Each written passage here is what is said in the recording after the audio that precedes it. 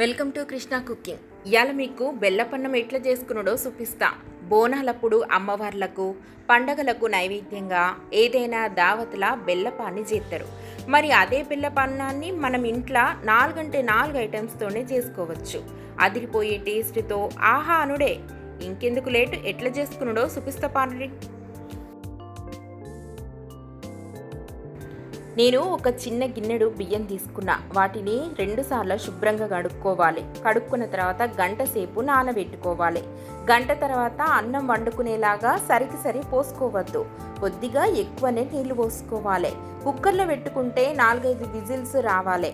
లేదంటే మామూలుగా గంజిలో ఉడకబెట్టుకుంటే బాగా మెత్తగా అయ్యే వరకు ఉండాలి. ఈలోపు బియ్యం ఒక గిన్నెడు తీసుకున్నాం కాబట్టి దానితోటి 2 గిన్నెల బెల్లం తీసుకోవాలి. ఆ బెల్లాన్ని కొంచెం నీళ్లు పోసి స్టవ్ ఆన్ చేసుకొని మంచిగా కరగబెట్టుకోవాలి. అంటే ఆనకం అవసరం లేదు, జస్ట్ కరగబెట్టుకుంటే సరిపోతుంది.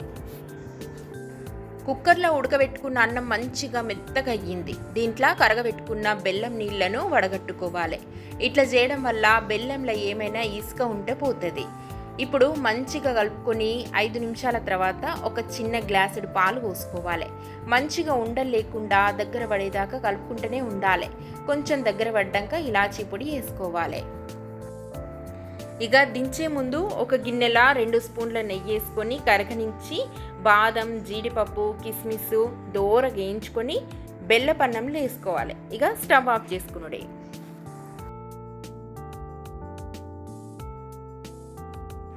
ఇక లేటు చేయకుండా వేడి వేడి కమ్మటి బెల్లపన్నం తినుడే కావాలి. తినబుద్దైన కాడికి తినుడే కావాలి.